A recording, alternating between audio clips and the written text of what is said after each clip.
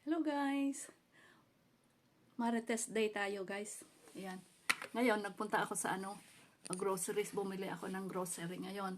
Tapos, nung nakarating na ako doon sa may doon sa may grocery store, may naghanap ako ng bibilhin ko na mga grocery.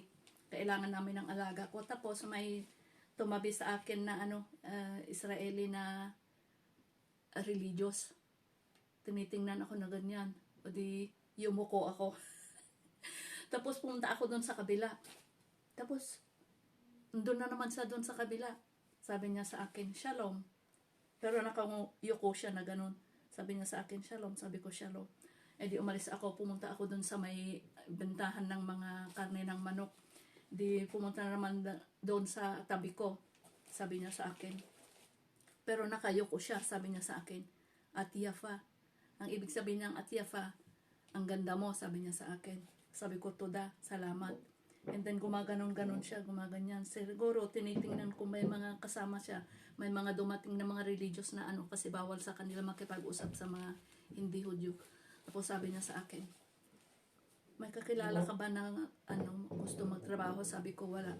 Sabi niya, ikaw, may trabaho ka? Sabi ko, meron. Sabi niya, baka gusto mo magtrabaho? Ibang trabaho? Sabi ko, Toda, meron akong trabaho. Tapos, sabi niya, umalis na lang siya. Ngayon, nung umalis siya, palingon-lingon na ganun, gumanon siya. Alam niyo kung bakit yung mga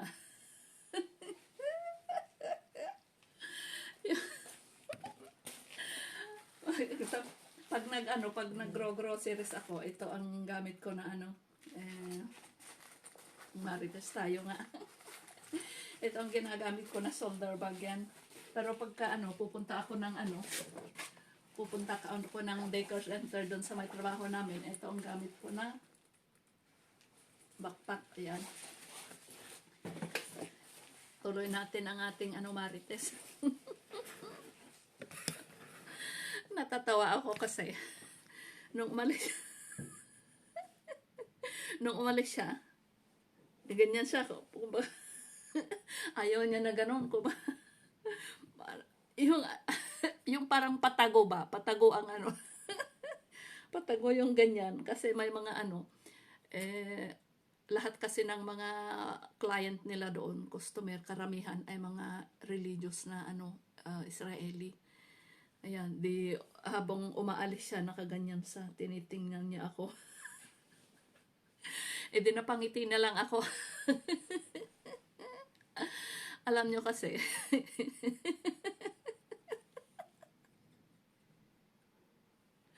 natatawa ako kasi hindi ako nag-lipstick ngayon. Wala akong lipstick. Kasi pagka hindi rin ako nagpupulbo at saka wala akong makeup, hindi rin ako nagme-makeup.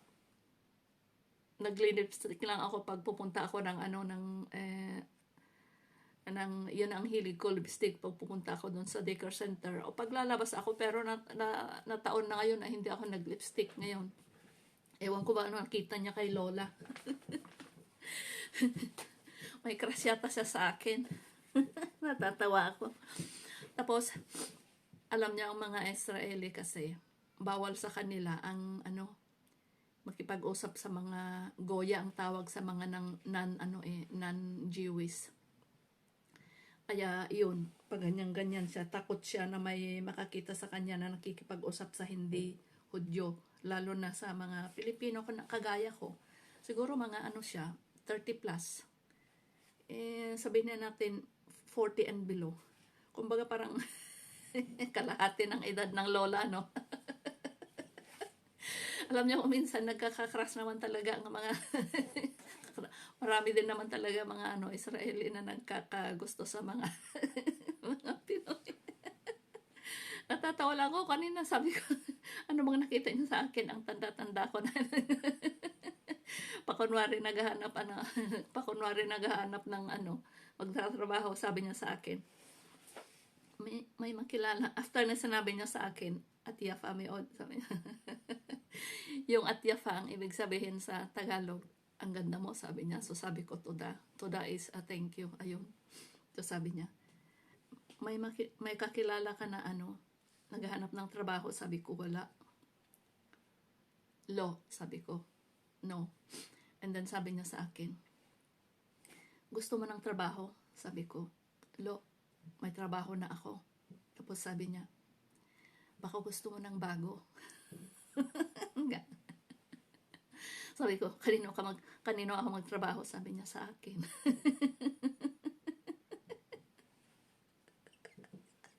sabi ko na naman. sabi ko na naman, Lo. So yun, umalis na nga. Takot na takot siya na may makakita sa kanya na ano, religious na ano, Israeli. Siyempre pag-uusapan siya o kaya kasi yung mga iba talagang pag may nakita sila na ano, sabihin talaga na straight sa kanila. At ang sasabihin ng mga religious na kagaya niya sa kanya, ang unang sasabihin sa kanya, atadati, you are religious, sasabihin nila sa kanya. Yung mga lalaki dito karamihan, hindi sila tumitingin straight sa mga mukha ng mga babae. Yung mga lalaki, pag naglalakad, nakaganyan siya. Karamihan. Pero yung iba nakaganyan naman, pero naka-focus lang, hindi sila tumitingin sa mga babae. May mga tumitingin din, pero in my observation, limited, mga kakunti lang. Ayun. Kasi bawal kasi sa kanila makipag-girlfriend o kaya makipag-asawa sa mga non-Jewish. Ang tawag nila ay Goya. Meron din mga nangyayari na pag-asawa na ganun, pero bihira. Kumbaga, kailangan na mag-convert into Judaism ang isang non-Jewish, yun. Tapos nung nung umalis na tatawa ako sa loob kong umingiti ako, sabi ko nagka-crush yata sa akin yung nagka-crush yata sa inyong lola ang mga religious na Hudyo na yun. Pero sa totoo lang, hindi siya ang una actually. Mula nung dumating ako dito, ang unang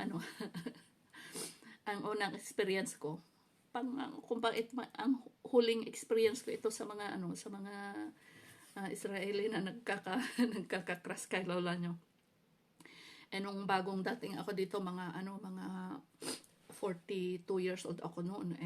That was 20 years na kasi 20 years back kasi 20 years na ako ngayon. Dumating ako dito is 2004. Ngayon is 2024. 20 years na.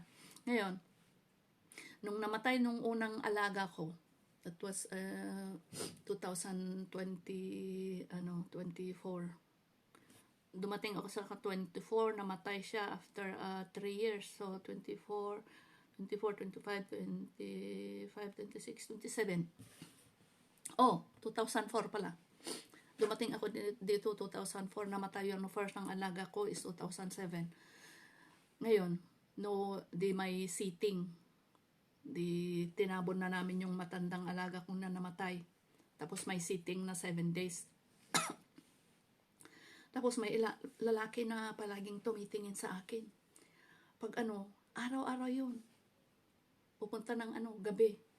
Siguro pagkatapos ng work na yun. Tinitingnan ako lagi, doon siya. Napapansin ko pag dumadaan ako, tumitingin. Pag nakapo ako, tumitingin, nakatingin lagi sa akin. Marites talaga. Marites talaga tayo. Ngayon, nung di 7 days na, itatabon na namin yung nung alaga ko. Bago kami nagpunta doon, tinabon na pala namin. Ngayon, pagbalik namin, may mga tao pa rin kasi kakain yung mga tao doon sa bahay ng alaga ko. Tapos nagpunta yung Hindi.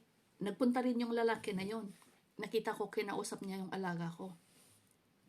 Yung hindi, kinausap niya yung asawa ng alaga ko. Ang pangalan niya ay, tawag ko sa kanya, Aba Yusef. Kumbaga parang Father Yusef, Joseph. Ngayon, kinausap niya yung yung asawa ng namatay na alaga ko. Sabi niya, hindi ko alam kung anong sinabi niya. Pero ang narinig kong sabi ng employer ko, yung asawang nang namatay, si Aba Yusef, sabi niya, Ma? Kumbaga parang sabi niya, ano? Sabi niya, ataditi. Ang ibig sabihin ng atadati. Siyempre, yung nakita ko yung facial expression niya at saka yung the way he reacts. Sabi niya, Ma? What? Atadati? You are religious? Sabi niya sa kanya.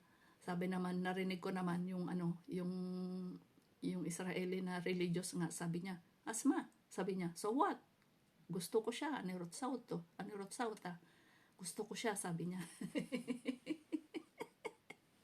Ang nakakatawa dito, hindi siya marunong mag-English. Hindi niya alam na marunong na akong mag-Hebrew. Tapos sabi niya, di pumunta siya sa akin. Sabi niya, ano bang tawag?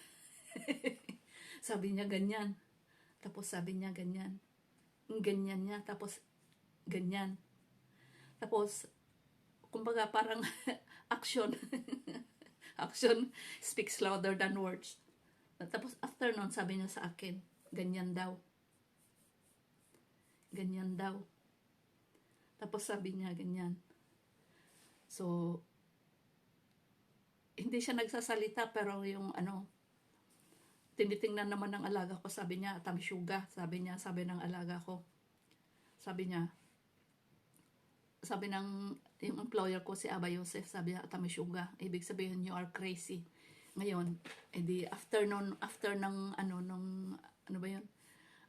kanyang ano bang tawag doon, action na yan.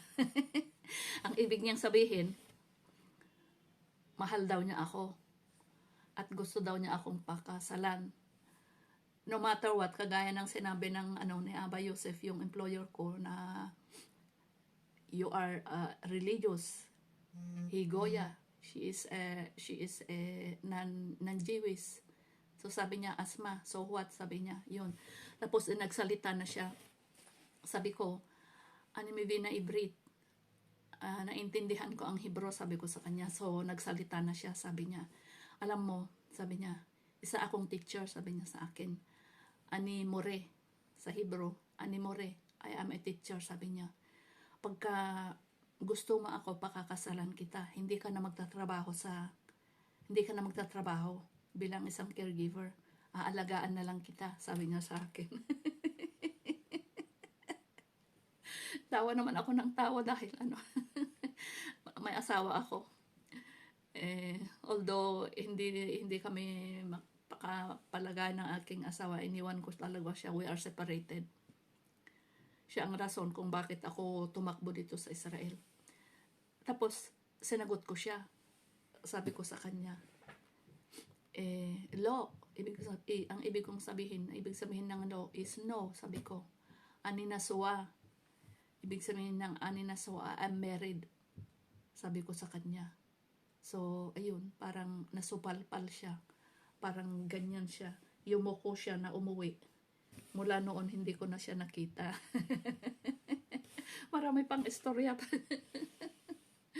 Muntik pa kaya akong ma-rape dito sa Israel. Gusto nila ako, gusto ako ng lalaki, tapos inayawan ko na basta sabi ko lolo, ibang usapan na naman yun. Ito yung aking OFW Rosana Life Journey Diary. Ayan.